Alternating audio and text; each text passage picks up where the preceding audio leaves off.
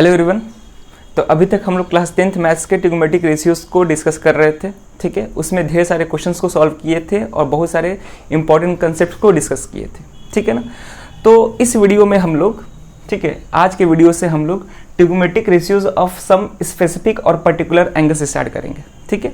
ये ट्रिग्नोमेट्रिक का एक कह सकते हैं कि एक अलग टॉपिक है, ठीक है। ऐसे तो चैप्टर के रूप में दिया है, अलग अलग चैप्टर के रूप में दिया है। पहला जो चैप्टर था वो ट्रिग्नोमेट्रिक रेशियोज था। अब जो दूसरा चैप्टर है वो क्या है मेरा, trigonometric ratios of some specific या फिर पर्टिकुलर एंगल्स, ठीक है। तो इससे पहले हम लोग ट्रिग्नोमेट्रिक रेशियोज में बहुत सारे क्वेश्चंस को सॉल्व किए हैं, ठीक है। आप चाहे तो उसको देख सकते हैं। तो इस वीडियो से हम लोग trigonometric ratios of some specific या फिर पर्टिकुलर एंगल्स को स्टार्ट करेंगे, ठीक है। तो पहले इस टॉपिक का हम लोग इंट्रोडक्शंस देखेंगे, उसके बाद हम लोग बहुत सारे इंपॉर्टेंट क्वेश्चंस को सॉल्व करेंगे, ठीक है। तो पहले इंट्रोडक्शन को देखते हैं, trigonometric ratios of some specific angles. तो देखिए, तो क्लास 10th का बात किया जाए तो हम लोग कुछ पर्टिकुलर एंगल्स का ही ट्रिग्नोमेट्रिक रेशियोज देखते हैं, ठीक है ना। जैसे पर्टिकुलर एंगल्स का मतलब हम लोग केवल और केवल एक्यूट एंगल्स के बारे में ही पढ़ते हैं, ठीक है। जैसा कि हम लोग को मालूम है कि एंगल्स कई तरह के होते हैं, एक्यूट होता है, ऑब्ट्यूज होता है, ठीक है, राइट एंगल होता है, लेकिन हम लोग को केवल एक्यूट एंगल के बारे में ही पढ़ना है, ठीक है। तो एक्यूट एंगल सबको मालूम होना चाहिए कि एक्यूट एंगल क्या होता है। तो वो एंगल जो 0 डिग्री से बड़ा हो या 0 के इक्वल हो और 90 डिग्री से छोटा या 90 डिग्री के इक्वल हो, ठीक है। यानी कि इस केस में जो हम थीटा रखेंगे, पर्टिकुलर जो थीटा रखेंगे वो 90 डिग्री से या तो छोटा होगा या फिर उसके इक्वल होगा, ठीक है, और 0 डिग्री से बड़ा होगा और उसके इक्वल होगा। क्लियर है। तो यहाँ पे जो थीटा होगा वो 0 डिग्री से बड़ा और 90 डिग्री से छोटा होगा और उसके साथ साथ 0 डिग्री के इक्वल भी और 90 डिग्री के इक्वल भी होगा। क्लियर है यहाँ तक। तो एक्यूट एंगल्स में हम लोग क्या करेंगे कि 0 डिग्री से लेके 90 डिग्री वाले एंगल्स के ही बारे में ट्रिग्नोमेट्रिक मतलब उसी के बारे में हमको पढ़ना है, ठीक है। तो देखते हैं। तो वैसे अगर देखा जाए तो एक्यूट एंगल्स तो बहुत सारे होते हैं, जैसे 0 degree, 1 degree, 2 degree, 2.5 degree, 3 degree, 3.5 degree. लेकिन सारे एक्यूट एंगल्स का ट्रिग्नोमेट्रिक रेशियोज का वैल्यू हमको नहीं जानना है। हमको कुछ स्पेसिफिक या फिर पर्टिकुलर एंगल्स के ही ट्रिग्नोमेट्रिक रेशियोज के वैल्यू जानने हैं, ठीक है। और वो स्पेसिफिक या पर्टिकुलर एंगल्स कौन है वो देखेंगे, ठीक है। अगर ऐसे बात किया जाए तो एक्यूट एंगल्स तो बहुत सारे हो जाएंगे, ठीक है ना। 1 डिग्री, 2 डिग्री, 3 डिग्री, पॉइंट में भी मतलब बहुत सारे हो जाएंगे, ठीक है। तो हमको सारे डिग्री पे, सारे एंगल्स पे बात नहीं करना है, सारे एक्यूट एंगल्स पे ट्रिग्नोमेट्रिक रेशियोज का वैल्यू नहीं चेक करना है। हमको केवल और केवल कुछ स्पेसिफिक और पर्टिकुलर एंगल्स पे ही ट्रिग्नोमेट्रिक रेशियोज का वैल्यू चेक करना है।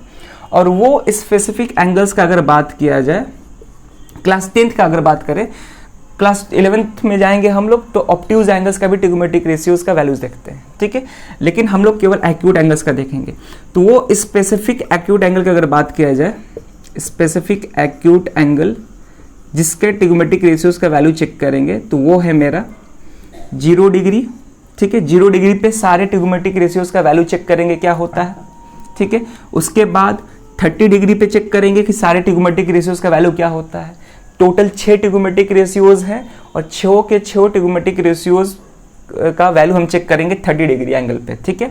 उसके बाद 45 डिग्री का चेक करेंगे, उसके बाद 60 डिग्री का, उसके बाद 90 डिग्री का। यानी कि इन्हीं 5 एंगल का, यानी कि इन्हीं 5 एक्यूट एंगल्स का हम लोग सारे ट्रिग्नोमेट्रिक रेशियोज पे वैल्यू चेक करेंगे, ठीक है। यानी कि साइन 0 डिग्री का वैल्यू क्या होता है, कॉस 0 डिग्री का वैल्यू क्या होता है, tan 30 डिग्री का वैल्यू क्या होता है। तो इन्हीं एंगल्स पे सारे ट्रिग्नोमेट्रिक रेशियोज का वैल्यू चेक करेंगे, ठीक है। अब एक एक करके हम लोग सारे एंगल्स पे अलग अलग ट्रिग्नोमेट्रिक रेशियोज का वैल्यू निकालना सीखेंगे कि कैसे एक्चुअली में निकालते हैं, ठीक है। मतलब एक्चुअली में हम लोग प्रूफ देखेंगे कैसे होगा। जैसे कि हम लोग पढ़े हैं, जैसे पढ़े नहीं अभी आगे पढ़ेंगे, जैसे कि अगर साइन 0 डिग्री का बात किया जाए तो साइन 0 डिग्री का वैल्यू 0 होता है, ठीक है। कॉस 0 डिग्री का बात किया जाए तो कॉस 0 डिग्री का वैल्यू 1 होता है। tan 0 डिग्री का बात किया जाए, ठीक है, tan 0 डिग्री का तो ये साइन अपॉन कॉस होता है। तो साइन 0 0 है, 0 अपॉन 1 कितना होगा, 0 ही होगा, ठीक है। tan 0 का वैल्यू कितना होता है, 0 होता है।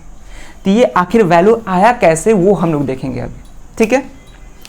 तो इन 5 एंगल्स पे हम लोग सारे ट्रिग्नोमेट्रिक रेशियोज का वैल्यू चेक करेंगे और लास्ट में हम लोग टेबल भी देखेंगे, ठीक है। लास्ट में हम लोग टेबल भी देखेंगे कि इन सारे एंगल्स पे अलग अलग ट्रिग्नोमेट्रिक रेशियोज का वैल्यू क्या होता है उसका हम टेबल भी बनाएंगे लास्ट में, और साथ में ट्रिक भी देखेंगे कि इसको याद कैसे किया जाए, ट्रिक भी देखेंगे। ठीक है, तो सारा चीज़ इस वीडियो में कवर करेंगे।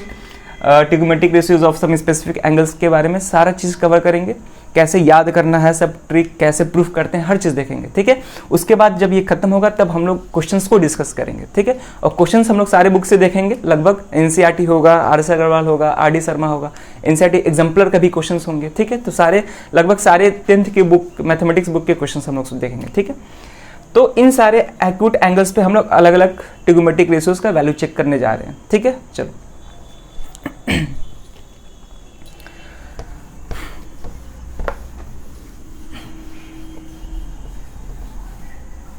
ठीक है, अब हम देखते हैं पहले हम लोग 45 डिग्री का देखते हैं। ठीक है ना, जैसे 5 एंगल्स थे ना, 0 degree, 30 degree, 45 degree, 60 degree, 90 degree. तो पहले हम लोग 45 डिग्री पे सारे ट्रिग्नोमेट्रिक रेशियोज का वैल्यू निकालेंगे, क्योंकि 45 डिग्री का वैल्यू निकालना बहुत आसान होता है। तो पहले 45 डिग्री, उसके बाद 60 और 30 डिग्री देखेंगे, उसके बाद 0 और 90 डिग्री देखेंगे। ठीक है ना, तो पहले स्टार्ट करते हैं 45 डिग्री से। तो हम लोग पहला देखेंगे हम लोग ट्रिग्नोमेट्रिक रेशियोज ऑफ, या इसी को हम लोग टी रेशियोज भी बोलेंगे। ठीक है, इतना पूरा ना लिख के हम टी रेशियो लिखेंगे आगे चल के। ट्रिग्नोमेट्रिक रेशियोज ऑफ, पहले 45 डिग्री चेक करेंगे। ट्रिग्नोमेट्रिक रेशियोज ऑफ 45 डिग्री, पहला इसी को हम डिस्कस करते हैं। तो अगर टेबल के अनुसार चला जाए तो डायरेक्ट वैल्यू अगर लिखने की बात हुई तो डायरेक्ट वैल्यू लिखा जाए तो सारे ट्रिग्नोमेट्रिक रेशियोज पे 45 डिग्री का वैल्यू क्या होता है वो पहले देख लेते हैं। तो अगर हम साइन का बात करें तो साइन 45 डिग्री का जो वैल्यू होता है, ठीक है ना, 45 डिग्री का ही बात करेंगे तो थीटा यहाँ पे क्या होगा। अगर हम थीटा का बात करें तो थीटा यहाँ पे क्या है 45 डिग्री, तो साइन थीटा यानी कि साइन 45 डिग्री। तो इसका जो वैल्यू होता है यानी कि 45 डिग्री पे साइन का जो वैल्यू होता है एक राइट एंगल ट्राइंगल में वो होता है 1/√2। ठीक है, उसी तरह 45 डिग्री का अगर कॉस निकाला जाए, ठीक है ना, 45 डिग्री का अगर कॉस का वैल्यू निकाला जाए तो इसका भी वैल्यू होता है 1/√2 ही होता है। ठीक है, ये क्वेश्चन कई बार पूछा भी है कि किस एंगल पे, क्लास 10th की अगर बात की जाए तो किस एक्यूट एंगल पे साइन और कॉस का वैल्यू सेम होता है, तो वो कौन सा एंगल है 45 डिग्री। तो 45 डिग्री पे साइन और कॉस का वैल्यू क्या होता है सेम होता है। ठीक है, अब हम tan 45 डिग्री का बात करें तो tan 45 डिग्री का वैल्यू कितना होता है 1 होता है। ठीक है, अगर हम cot 45 डिग्री का बात करें तो हमको मालूम है कि cot थीटा क्या होता है। अभी तक हम लोग ट्रिग्नोमेट्रिक रेशियोज में सब पढ़ चुके हैं कि cot थीटा का बात किया जाए तो cot थीटा को हम 1/tan थीटा भी ले सकते हैं, या फिर अगर cot को साइन और cos में लिखना है तो cot थीटा को हम लिख सकते हैं cos theta upon sine theta. ठीक है, ये सब हम लोग ट्रिग्नोमेट्रिक रेशियोज में देख चुके हैं, cos theta upon sine theta. ठीक है, तो cot 45 डिग्री, तो cot 45 डिग्री का वैल्यू निकालना बहुत आसान है, केवल इन 3 का याद कर लो, बाकी सब तो बहुत आसानी से निकल जाएगा। ठीक है, हर एंगल पे केवल साइन, cos और tan का वैल्यू याद कर लो, उसके बाद cot, sec और cosec इन तीनों के रेसिप्रोकल्स होते हैं। चलो, तो cot 45 डिग्री जो है इसको हम लिख सकते हैं 1/tan 45 डिग्री। ये कितना हो जाएगा, ये कितना हो जाएगा 1/1 यानी कि ये 1 हो जाएगा। क्लियर है यहाँ तक। चलो, अगर हम बात करते हैं sec 45 डिग्री का तो बहुत अच्छे से मालूम है कि जो sec थीटा होता है वो cos का रेसिप्रोकल होता है। ठीक है ना, cos थीटा का रेसिप्रोकल होता है। तो sec 45 डिग्री को हम ले सकते हैं 1/cos 45 डिग्री। क्लियर है यहाँ तक। और cos 45 डिग्री का वैल्यू मुझे पता है कितना होता है 1/√2। ठीक है, तो 1/1/√2 तो क्या होगा √2 ऊपर चल जाएगा, तो वैल्यू कितना हो जाएगा सिंपली √2। इसका रेसिप्रोकल करने का मतलब इसको उल्टा कर दें तो क्या हो जाएगा √2 ऊपर चल जाएगा। ठीक है, चलो अगर हम साइन कॉसेक का बात करें, कॉसेक 45 डिग्री का बात करें तो सबको मालूम है कि कॉसेक थीटा जो होता है वो साइन थीटा का रेसिप्रोकल होता है। ठीक है, कॉसेक थीटा का बात किया जाए तो साइन थीटा का रेसिप्रोकल होता है। तो 1 यहाँ पे थीटा की 45 डिग्री है तो 1/sin 45 डिग्री हो जाएगा। ये कितना हो जाएगा 1/1, हाँ साइन 45 डिग्री का वैल्यू कितना है 1/√2 ही है, तो 1/√2, तो 1 डिवाइड बाई 1/√2, तो फिर से 1/√2 √2 ऊपर चल जाएगा। ठीक है, तो इतना आ गया वैल्यू। अब क्वेश्चन ये है कि जितने सारे वैल्यूज हैं ये आया कहाँ से, इसका प्रूफ कैसे होगा, ठीक है, प्रूफ कैसे किए ये सब, मतलब 45 साइन में 45 डिग्री का वैल्यू 1/√2 होता है, ठीक है, तो ये वैल्यू आया कैसे, तो ये सब हम प्रूफ देखेंगे, ठीक है। कॉस में 45 डिग्री का वैल्यू कितना होता है 1/√2, ये कैसे आया इसका प्रूफ देखेंगे। तो सारे ट्रिग्नोमेट्रिक रेशियोज में 45 डिग्री का वैल्यू इतना आ रहा है जो, ये कैसे आया इस सबको हम प्रूफ करेंगे, ठीक है ना। चलो, तो अगर इसको लिखना है तो लिख सकते हैं, अभी ही लिख सकते हैं, नहीं तो हम बाद में तो इस पूरे को लिखवाएंगे ये के साथ, ठीक है। अगर लिखना है तो लिख सकते हैं इसको, ठीक है, वीडियो पॉज करके हम इसको क्लीन कर रहे हैं।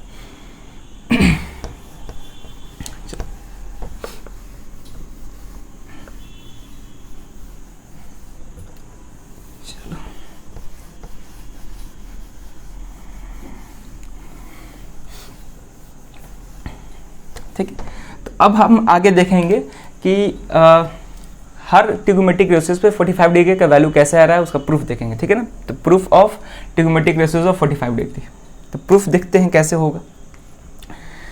तो ट्रिग्नोमेट्रिक रेशियोज का जो कंसेप्ट होता है वो किस पे एप्लीकेबल होता है, राइट एंगल ट्रायंगल पे एप्लीकेबल होता है, ठीक है ना, राइट एंगल ट्रायंगल पे एप्लीकेबल होता है। तो इतना तो पक्का है कि अगर हमको 45 डिग्री का वैल्यू निकालना है अलग अलग ट्रिग्नोमेट्रिक रेशियोज पे, तो पहले हमको एक राइट एंगल ट्रायंगल लेना पड़ेगा। पहले क्या लेना पड़ेगा, राइट एंगल ट्रायंगल। तो ले लिए एक राइट एंगल ट्रायंगल, ठीक है ना। इसको हम बोल रहे हैं ए, इसको बोल रहे हैं बी और इसको बोल रहे हैं सी, ठीक है। जहां पे एंगल ए बी सी कितना है 90 डिग्री, तो ये राइट एंगल ट्रायंगल हो गया, ठीक है, ठीक है। अब ध्यान से देखते हैं, अब हमको थीटा क्या लेना है, थीटा 45 डिग्री लेना है। तो मान के चलो कि हम इसको थीटा मान रहे हैं, इसको थीटा मान रहे हैं, तो थीटा कितना लेना है हमको 45 डिग्री लेना है। क्लियर यहाँ तक, चलो अब देखो ध्यान से, तो यहाँ पे एंगल ए 45 डिग्री है, एंगल बी 90 डिग्री है, तो एंगल सी भी पता चल जाएगा, नहीं पता चल जाएगा। जब किसी राइट एंगल ट्रायंगल में या किसी भी ट्रायंगल में दो एंगल्स मालूम है हमें, तो तीसरा एंगल तो आसानी से निकल सकता है। तो एंगल सी हम आसानी से निकाल सकते हैं। कैसे निकाल सकते हैं, क्योंकि हमको मालूम है कि किसी भी ट्रायंगल में तीनों एंगल्स का सम कितना होता है 180 डिग्री, यानी कि angle A plus angle B plus angle C, ये कितना डिग्री होगा 180 डिग्री। एंगल ए हमें मालूम है कितना है 45 डिग्री, एंगल बी 90 डिग्री है और एंगल सी हमको निकालना है, ठीक है, एंगल सी नहीं मालूम है। तो क्या करेंगे कि इसको ऐड करेंगे तो 135 डिग्री होगा, plus angle C equal to 180 degree. तो यहाँ से एंगल सी कितना आ जाएगा 180 डिग्री माइनस 135 डिग्री। बहुत बेसिक है, ठीक है, लेकिन फिर भी जिसको नहीं आ रहा है वो समझ सकता है। तो 180 डिग्री माइनस 135 डिग्री कितना हो जाएगा 45 डिग्री हो जाएगा, ठीक है, 45 डिग्री हो जाएगा। यानी कि यहाँ पे जो एंगल सी है ये भी कितना है मेरा 45 डिग्री, ये भी कितना निकल के आया 45 डिग्री। वैसे भी चेक कर सकते हैं, ये 45 है, ये 90 है, तो यानी कि इसको भी 45 होना पड़ेगा। तो 45 plus 45 90 degree plus 90 degree 180 degree, यानी कि किसी भी ट्रायंगल्स में तीनों एंगल्स का सम 180 आना चाहिए, ठीक है, तो 180 आ रहा है। तो ऐसे हम लोग एंगल सी भी निकाले, यानी कि एंगल सी मेरा कितना आ गया 45 डिग्री आ गया, ठीक है। और 45 डिग्री पे ही हमको सब ट्रिग्नोमेट्रिक रेशियोज निकालना था, तो हम पहले से ही एंगल ए को 45 डिग्री मान लिए थे, ठीक है, क्लियर है। अब हम सॉल्व करते हैं, कैसे प्रूफ करना है अब वो देखते हैं, ठीक है। चलो, तो अच्छा एक और चीज़, अगर ये देखा जाए तो इस ट्रायंगल में दो एंगल्स जो हैं इक्वल हैं, ठीक है। अगर ध्यान से देखा जाए तो इस ट्रायंगल में दो एंगल्स इक्वल हैं, और किसी भी ट्रायंगल में जब दो एंगल्स इक्वल होता है तो उसको क्या बोलते हैं हम लोग, आइसोसेलेस ट्रायंगल बोलते हैं, ठीक है ना। देखो तीन तरह के ट्रायंगल्स होते हैं, आइसोसेलेस, स्केलेन और क्या होता है इक्विलेटरल ट्रायंगल होता है। तो स्केलेन ट्रायंगल में क्या होता है कि कोई भी एंगल्स इक्वल नहीं होता है, तीनों के तीनों एंगल्स ही डिफरेंट होते हैं, यानी कि तीनों एंगल्स का मेजरमेंट डिफरेंट होता है, ठीक है, वैल्यू डिफरेंट होता है। अगर हम इक्विलेटरल का बात करें तो इक्विलेटरल में तीनों एंगल्स क्या होते हैं, सेम होते हैं, यानी कि इक्वल होते हैं। इक्विलेटरल में तीनों एंगल्स इक्वल होते हैं, उनका मेजरमेंट इक्वल होता है। आइसोसेलेस का बात किया जाए तो आइसोसेलेस में कोई भी दो एंगल क्या होते हैं, इक्वल होते हैं। तो इस ट्रायंगल में साफ साफ दिख रहा है कि ये एंगल और ये एंगल क्या है तुम्हारा, इक्वल है, सेम है, मेजरमेंट मतलब वैल्यूज का सेम है। तो क्या हम इसको आइसोसेलेस राइट एंगल ट्रायंगल बोल सकते हैं कि नहीं बोल सकते हैं। राइट एंगल ट्रायंगल तो है ही, और साथ साथ में क्या है, आइसोसेलेस है। तो यहाँ पे जो मेरे को ट्रायंगल दिख रहा है ये कैसा ट्रायंगल है, यहाँ पे लिखते हैं इसको हम लोग, ये जो ट्रायंगल हमको दिख रहा है, ये जो ट्रायंगल है ये आइसोसेलेस ठीक है ना, आइसोसेलेस राइट एंगल ट्रायंगल है।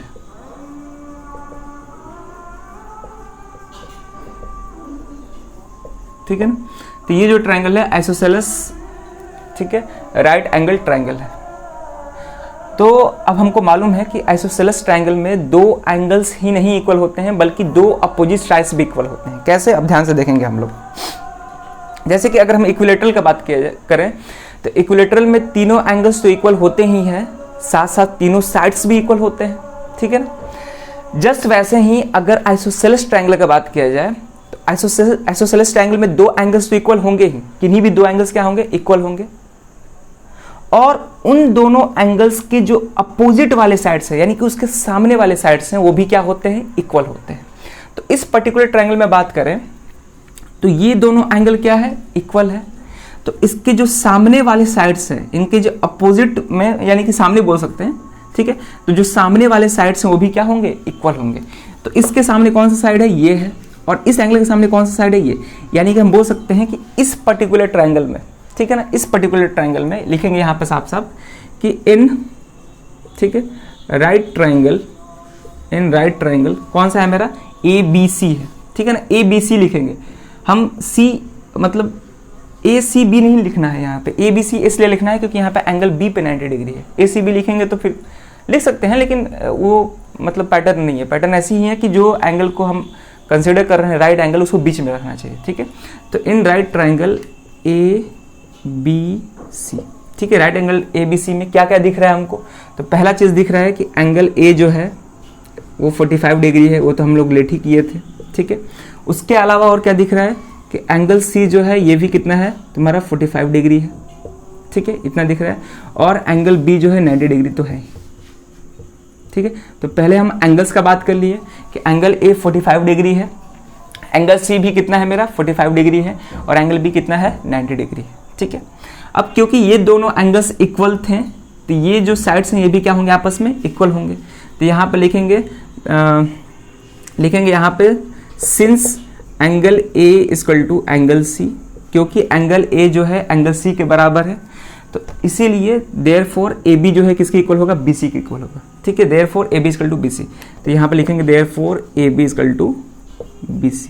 ठीक है, और रीजन क्या लिखेंगे, रीजन लिखेंगे हम, रीजन क्या लिखेंगे, रीजन लिखेंगे कि साइड्स अपोजिट, ठीक है, साइड लिखेंगे, ठीक है, sides opposite to equal angles, side opposites to equal angles are equal. ठीक है ना, इक्वल एंगल के जो अपोजिट वाले साइड्स होते हैं वो भी आपस में क्या होते हैं, इक्वल होते हैं। क्लियर है यहाँ तक, ये सब 9th में भी पढ़े हैं, तो यहाँ तक तो क्लियर है, कोई दिक्कत नहीं है। चलो अब देखो, क्वेश्चन में इस ट्रायंगल में जितने भी साइड्स हैं उसके लेंथ नहीं दिए गए हैं। क्वेश्चन में इस ट्रायंगल में जितने भी साइड्स हैं उसके लेंथ नहीं दिए गए हैं, तो क्या हम उसके लेंथ को मान सकते हैं ना, कुछ मतलब कुछ मान सकते हैं लेंथ को, क्योंकि लेंथ दिया नहीं गया है तो कुछ लेंथ को मानना पड़ेगा। ठीक है, क्योंकि ट्रिगोमेट्रिक रेशियोज में क्या करते हैं, ट्रिगोमेट्रिक रेशियोज में एक्चुअली रिलेशन किस में निकालते हैं, एंगल्स में, और किन्हीं भी दो साइड्स में रिलेशन निकालते हैं। ठीक है, ट्रिगोमेट्रिक रेशियोज जो भी हम लोग पढ़े हैं उसमें क्या होता है, एक एंगल होता है और किन्हीं भी दो साइड्स के रेशियोज के बीच में रिलेशन निकालते हैं। ठीक है, तो हमको तो एंगल तो मालूम चल गया, लेकिन क्या साइड के लेंथ गिवन है, तो साइड का लेंथ नहीं गिवन है। तो जब साइड का लेंथ नहीं गिवन है तो हमको उसको लेट करना पड़ेगा कि नहीं करना पड़ेगा, मानना पड़ेगा खुद से कि ये साइड इतना है, x है, y है, जो भी है मान सकते हैं हम लोग। ठीक है ना, आप चाहते x मान सकते हैं, a मान सकते हैं, b मान सकते हैं, कुछ भी मान सकते हैं। ठीक है ना, हम अपने तरफ से कुछ भी मान सकते हैं। तो हम क्या कर रहे हैं कि यहाँ पे जो भी साइड्स हैं उसके लेंथ को हम वेरिएबल के टर्म में कुछ लेट कर रहे हैं।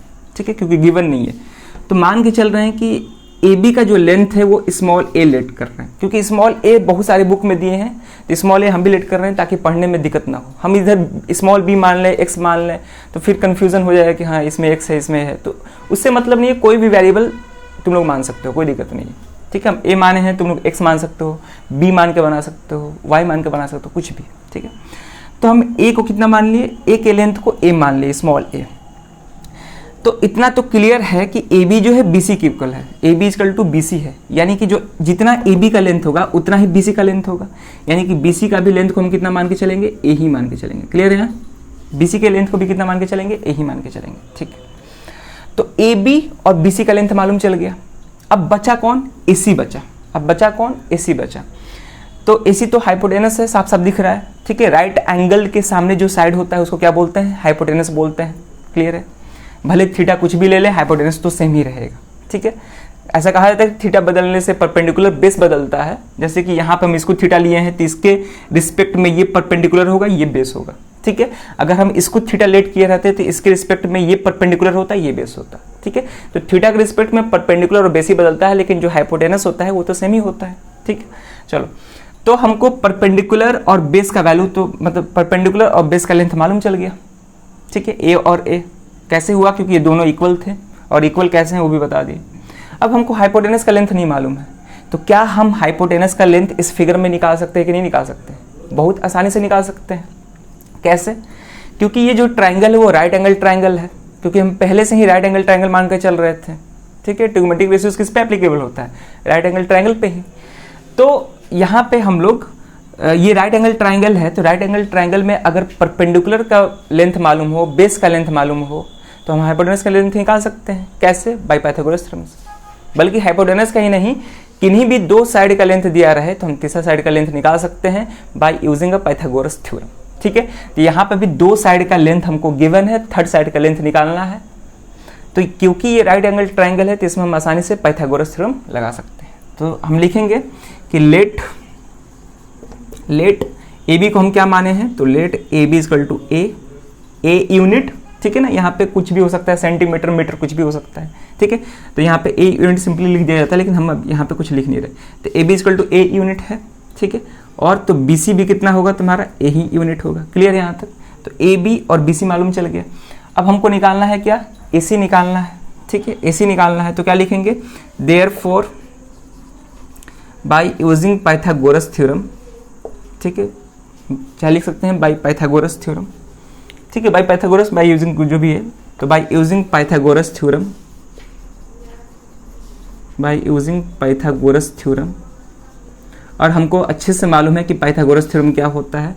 तो पाइथागोरस थ्योरम होता है hypotenuse square equal to perpendicular square plus base square, यानी कि जो हाइपोटेनस का स्क्वायर होता है वो परपेंडिकुलर का स्क्वायर और बेस के स्क्वायर का सम होता है, ठीक है। अब यहाँ पे हाइपोटेनस क्या है मेरा, इस फिगर में हाइपोटेनस क्या है, AC है, तो AC स्क्वायर बराबर, ठीक है। परपेंडिकुलर क्या है, तो अगर हम थीटा इसको कंसिडर किए हैं तो परपेंडिकुलर मेरा ये होगा, ठीक है। अगर हाँ परपेंडिकुलर ये होगा और बेस ये होगा, ठीक है। एक्चुअली में अगर देखा जाए तो दोनों एंगल इक्वल है, तो कोई भी परपेंडिकुलर कोई भी बेस लो इस पर्टिकुलर फिगर में सेम आएगा, ठीक है। इस पर्टिकुलर फिगर में क्योंकि दोनों एंगल क्या है, इक्वल है।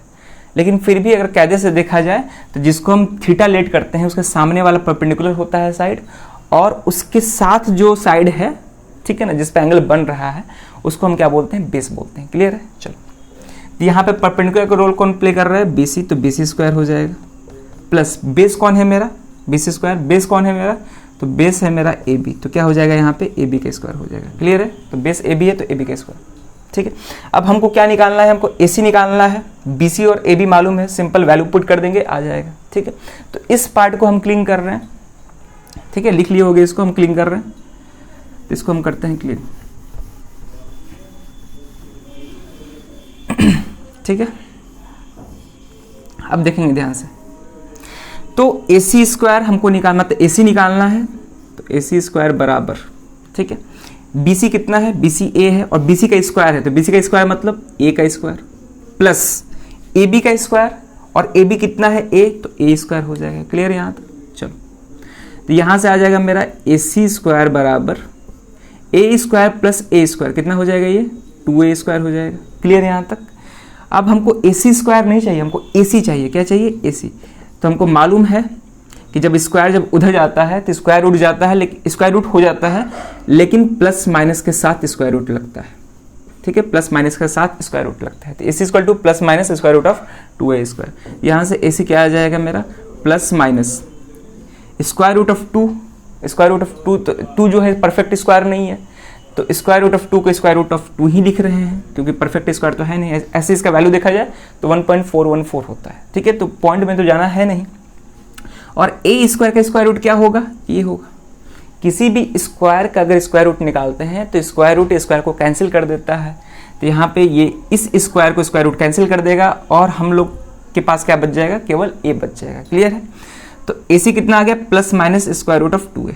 ठीक है, अब क्वेश्चन ये है कि यहाँ पे दो वैल्यू आ रहा है, एक प्लस रूट 2a आ रहा है और एक माइनस रूट 2a आ रहा है, और हमको अच्छे से मालूम है कि लेंथ कभी भी निगेटिव हो नहीं सकता है, तो इसीलिए हम लोग केवल AC का एक ही वैल्यू को कंसिडर करेंगे और वो क्या है मेरा, रूट 2a है। ठीक है, तो वहीं length can not be negative, तो इसीलिए हम लोग केवल AC क्या लेंगे, प्लस, मतलब प्लस लिख नहीं रहे हैं, ठीक है, सिंपली तो प्लस नोन है कि कुछ नहीं है तो साइन प्लस ही होगा। तो यहाँ पे AC कितना आ जाएगा, रूट 2a। ठीक है, यूनिट लिखना है तो लिख सकते हैं, कोई दिक्कत नहीं। तो ये AC आ गया मेरा रूट 2a।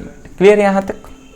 यानी कि इस पर्टिकुलर ट्रायंगल में, ठीक है ना, इस पर्टिकुलर ट्रायंगल में हर साइड का लेंथ मालूम चल गया, स्मॉल a, और ये कितना आ गया मेरा, रूट 2a। क्लियर है यहाँ तक? हाइपोटेनस कितना आ गया, रूट 2a।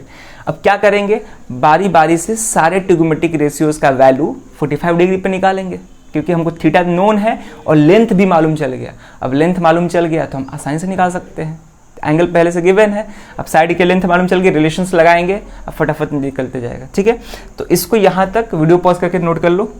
ठीक है, हो गया होगा। अब इसको करते हैं क्लियर। उसके बाद हम लोग देखेंगे कि अलग अलग ट्रिग्नोमेट्रिक रेशियोज का 45 डिग्री पे वैल्यू क्या होता है। ठीक है, चलो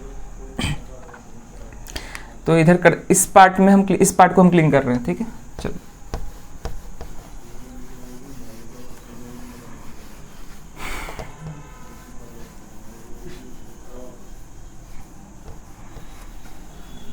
ठीक है, अब हम देखेंगे अलग अलग ट्रिग्नोमेट्रिक रेशियोज का 45 डिग्री पे वैल्यू क्या होगा।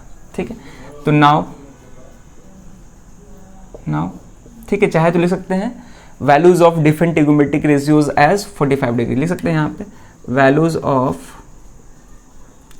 डिफरेंट, ठीक है, डिफरेंट ट्रिग्नोमेट्रिक रेशियोज, ठीक है, values of different trigonometric ratios at an angle of 45 degree. Clear यहाँ तक?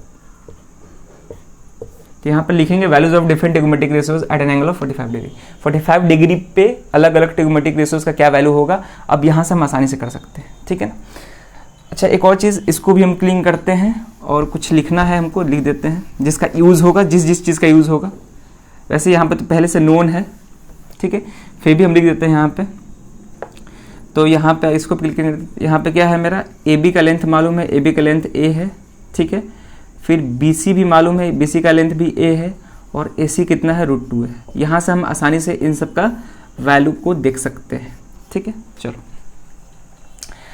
तो हम पहले बात करेंगे साइन का, क्योंकि ट्रिग्नोमेट्रिक रेशियोज में पहला जो आता है साइन आता है, तो हम साइन 45 डिग्री का बात करेंगे पहले।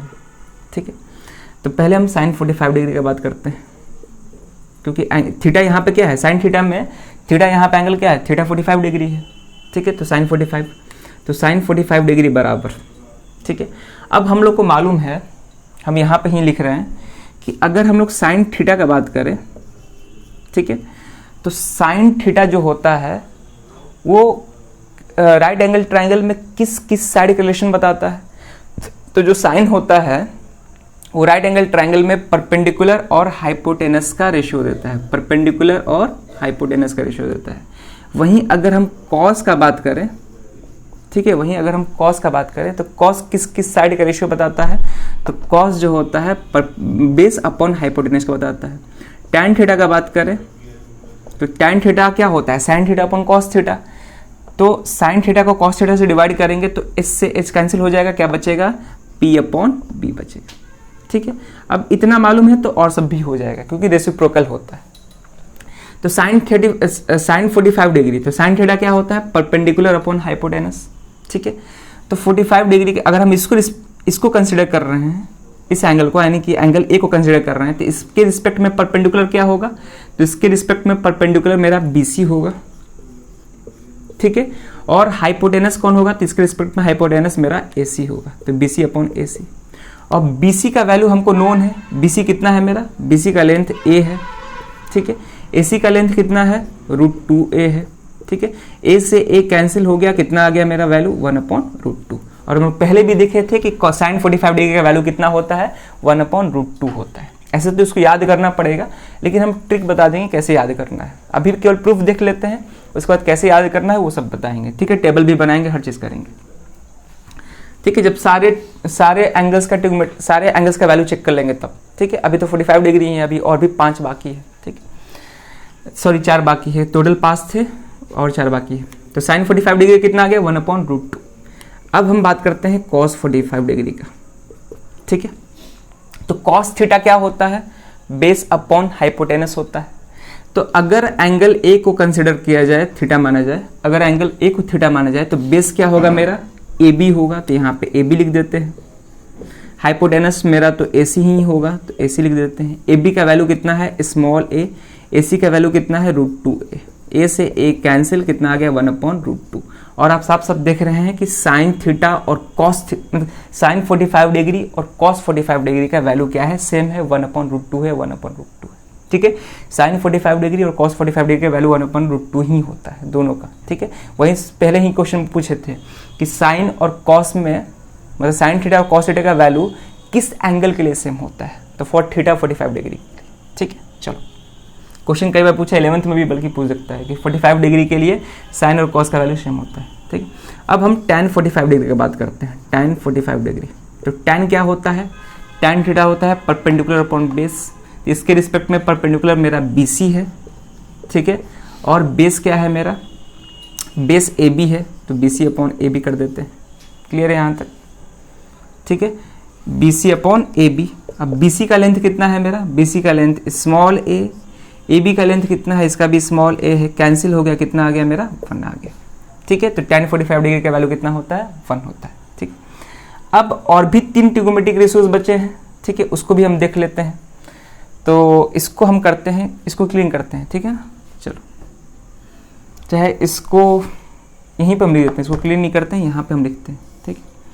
तो tan 45 डिग्री हो गया। अब हम बात करते हैं cot 45 डिग्री का, ठीक है। तो हमको मालूम है कि cot 45 डिग्री जो होता है tan का रेसिप्रोकल होता है, ठीक है ना। cot 45 डिग्री का बात किया जाए तो cot थीटा अगर जो है, अगर cot थीटा का बात किया जाए तो cot थीटा जो होता है tan थीटा का रेसिप्रोकल होता है, ठीक है। तो cot 45 डिग्री क्या हो जाएगा, 1/tan 45 डिग्री, ठीक है। तो 1/tan 45 डिग्री का वैल्यू 1, कितना आ गया मेरा आंसर, 1। यानी कि cot 45 डिग्री जो होता है उसका वैल्यू कितना होता है, 1 होता है। क्लियर है। तो tan 45 डिग्री और cot 45 डिग्री दोनों का ही वैल्यू कितना होता है, 1 होता है, ठीक है ना। तो यहाँ पे साइन और cos का वैल्यू सेम है और tan और cot का भी वैल्यू सेम ही है, किस एंगल पे, 45 डिग्री पे। क्लियर है यहाँ तक। चलो, अब हम इस साइड क्लीन करते हैं, ठीक है, इसको लिख लीजिए आप लोग। इस साइड क्लीन करते हैं और बाकी का बचा हुआ 2 ट्रिगोनोमेट्रिक रेशियोज को डिस्कस करते हैं, ठीक है। तो इस साइड वाले पार्ट को हम करते हैं क्लीन, ठीक है, बस इतना ही काफ़ी है। अब cot के बाद हम बात करते हैं sec 45 डिग्री। तो हम लोग जानते हैं कि जो sec थीटा होता है, ठीक है, वो किसका रेसिप्रोकल होता है, तो sec थीटा cos थीटा का रेसिप्रोकल होता है, ठीक है। sec थीटा cos थीटा का रेसिप्रोकल होता है। तो क्या हम sec 45 डिग्री को 1/cos 45 डिग्री ले सकते हैं, sec 45 डिग्री को क्या ले सकते हैं, 1/cos 45 डिग्री। और अभी देखिए कि cos 45 डिग्री का वैल्यू कितना होता है, 1/√2 होता है। तो 1/1/√2, ठीक है, ये वैल्यू कितना निकल के आएगा, तो ये वैल्यू निकल के आएगा √2, ठीक है। ये सॉल्व करने आता है ना। इस पूरे चीज़ को हम ऐसे भी लिख सकते हैं, 1/1/√2 ऐसे लिख सकते हैं, ठीक है। अब मालूम है कि डिवीजन के साइन को जब मल्टीप्लिकेशन में चेंज करते हैं तो ये उलट जाता है, यानी कि रेसिप्रोकल हो जाता है।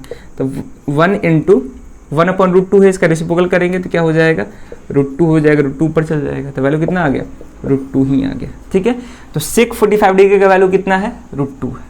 क्लियर है यहाँ पे। चलो, याद रखना है sec 45 डिग्री का वैल्यू √2, और याद करना उतना मुश्किल नहीं है, ठीक है, याद करना उतना मुश्किल नहीं है। पहले का 3 ट्रिगोनोमेट्रिक रेशियोज का वैल्यू याद कर लो, साइन का, कॉस का, टैन का, बाकी सब तो आसानी से निकल जाएगा। टैन का भी याद करने की जरूरत नहीं है, साइन और कॉस का याद कर लो, और टैन का साइन अपन कॉस से हम लोग निकाल सकते हैं, ठीक है, वो भी कोई ज़्यादा बड़ी बात नहीं है, ठीक है। तो sec 45 डिग्री का वैल्यू कितना आ गया, √2 आ गया। क्लियर है। चलो, यहाँ पे हो गया। अब हम बात करते हैं, बचा लास्ट मेरा cosec 45 डिग्री, लास्ट बचा कॉसेक 45 डिग्री। तो कॉसेक थीटा जो होता है मेरा, यहाँ पे लिखते हैं हम, कॉसेक थीटा जो होता है ये 1/sin थीटा होता है, यानी कि साइन थीटा का रेसिप्रोकल होता है। कॉसेक थीटा किसका रेसिप्रोकल होता है? साइन थीटा का रेसिप्रोकल होता है। तो कॉसेक 45 डिग्री को हम क्या लिख सकते हैं? 1/sin 45 degree. और अभी हम लोग देखें साइन 45 डिग्री का भी वैल्यू कितना था? 1/√2 ही था। तो इसका भी वैल्यू कितना आ गया? तो कॉसेक 45 डिग्री का भी वैल्यू कितना आ गया? √2 आ गया। ठीक है ना। तो हम क्या देख रहे हैं कि साइन और कॉस का वैल्यू सेम है, tan कॉट का वैल्यू सेम है 45 डिग्री के लिए, और यहाँ पे सेक और कॉसेक का भी वैल्यू क्या आ रहा है? सेम आ रहा है। क्लियर है? किसके लिए? 45 डिग्री के लिए। तो कॉसेक 45 डिग्री का भी वैल्यू कितना आ गया? √2 ही आ गया। क्लियर है? तो यहाँ पे हम लोग सारे ट्रिग्नोमेट्रिक रेशियोज का वैल्यू 45 डिग्री एंगल पे हम लोग निकाल लिए। ठीक है ना। 45 डिग्री पे सारे ट्रिग्नोमेट्रिक रेशियोज का वैल्यू क्या होता है वो लोग हम देख लिए। अब इसको लिख लेना है, और मतलब लास्ट में तो टेबल बताएंगे ही, और कैसे याद करना है वो भी बताएंगे। तो अभी फिलहाल के लिए बस इतना ही नोट कर लो, कैसे निकाला गया है वो चीज़ है। ठीक है। अगर हो तो ऐसे तो हम सारे ट्रिग्नोमेट्रिक रेशियोज का वैल्यू तो एक साथ लिख ही दिए थे शुरुआत में ही, ऐसे लास्ट में टेबल हम बताएंगे। ठीक है। तो ये प्रूफ था किसका? 45 डिग्री पे सारे ट्रिग्नोमेट्रिक रेशियोज का कितना वैल्यू होता है उसका प्रूफ था। ठीक है। तो इसका लंबा प्रूफ हो गया। अगले वीडियो से हम लोग 60 डिग्री और 30 डिग्री का देखेंगे, और नेक्स्ट वीडियो में हम लोग 0 डिग्री और 90 डिग्री का देखेंगे। तो इस वीडियो में केवल इतना ही, मतलब 45 डिग्री का ही देख रहे हैं वैल्यू सारे ट्रिग्नोमेट्रिक रेशियोज का। अगले वीडियो में हम लोग डिस्कस करेंगे 30 डिग्री पे और 60 डिग्री पे सारे ट्रिग्नोमेट्रिक रेशियोज का वैल्यू क्या होता है, और उसके अगले डिग्री पे 0 और 90 डिग्री का देख लेंगे। ठीक है। उसके बाद हम लोग क्वेश्चन सॉल्व करेंगे अलग अलग बुक से। ठीक है। तो इस वीडियो में बस इतना ही। Thank you.